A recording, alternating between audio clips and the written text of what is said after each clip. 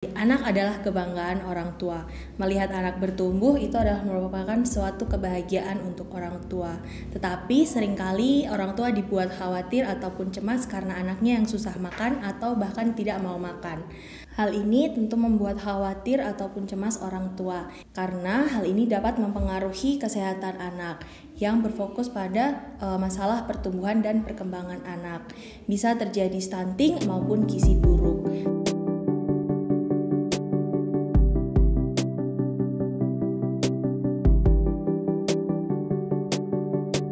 Pada usia ini, asupan nutrisi itu sangatlah penting untuk anak, untuk membantu pertumbuhan dan perkembangannya. Biasanya karena panik ataupun bingung anaknya tidak mau makan, orang tua seringkali menuruti permintaan anak. Misalnya membiarkan anak hanya makan makanan yang diinginkan atau memberikan jajanan-jajanan yang anak itu sukai.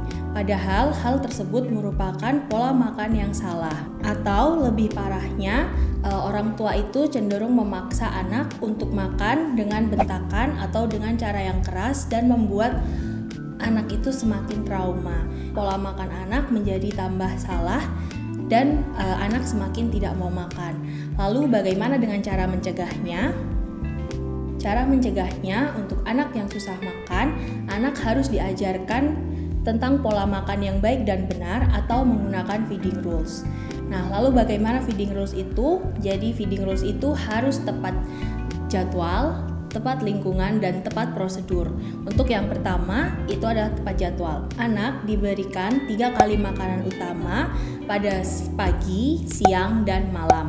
Untuk makanan utama ini terdiri dari karbohidrat seperti nasi, ubi, jagung, kentang, sagu, kemudian lauk pauk yang berisikan misalnya tempe, tahu, ikan, daging ayam, daging sapi, telur, kemudian sayuran dan buah-buahan. Kemudian yang kedua adalah anak dapat diberikan 2 kali makanan selingan atau berupa snack yang harus diberikan setelah anak mendapatkan makanan pokok. Contoh snack ini misalnya wafer ataupun biskuit. Kemudian untuk pemberian susu dapat diberikan 2-3 kali sehari. Waktu maksimal untuk anak itu makan adalah 30 menit. Jika anak tidak dapat menghabiskan makan dalam waktu 30 menit, maka proses makan disudahi lalu makanannya disimpan. Hal ini mengajarkan untuk anak mengenal apa itu rasa lapar. Yang terakhir adalah mengkonsumsi air putih pada sela-sela makan. Misalnya anak bangun pagi pada pukul 6, maka dapat diberikan susu, atau misalnya anak masih mengkonsumsi ASI, maka dapat diberikan ASI. Kemudian pada jam 8 pagi dapat diberikan makanan utama pagi. Kemudian pada jam 10 siang bisa diberikan makanan selingan. Kemudian jam 12 siang bisa diberikan makanan siang, makanan pokok siang. Kemudian jam 2 siang bisa diberikan ASI ataupun susu. Kemudian jam 4 bisa diberikan makanan selingan. Dan yang makanan terakhir pada jam 6 malam untuk makanan utamanya. Kemudian untuk susu atau ASI bisa diberikan lagi pada pukul 9 atau ketika anak sudah tidur, itu jika diperlukan saja. Kemudian usahakan untuk setiap makan utama ini anak selalu makan bersama dengan orang tuanya di meja makan. Setelah ini, teman saya akan menjelaskan tentang tepat lingkungan dan tepat prosedur yang akan dijelaskan oleh teman saya, Cahya. Baik, selanjutnya saya akan menjelaskan tentang tepat lingkungan dengan cara menciptakan lingkungan yang menyenangkan saat anak makan. Kemudian yang kedua, tidak ada gangguan atau distraksi saat anak makan seperti tidak menonton TV ataupun bermain HP. Yang ketiga, jangan jadikan makanan sebagai hadiah untuk anak. Dan yang keempat, ajaklah anak makan di meja makan bersama dengan orang tua agar anak memahami bahwa saat jam makan harus makan. Kemudian selanjutnya adalah tepat prosedur dengan cara memotivasi anak untuk makan makanannya sendiri. Kemudian yang kedua adalah jika anak tidak mau makan, bujuk dan tawarkan kembali makanan. Kemudian jangan membentak anak maupun memaksa anak saat makan agar anak tidak mengalami trauma dan tambah tidak mau makan.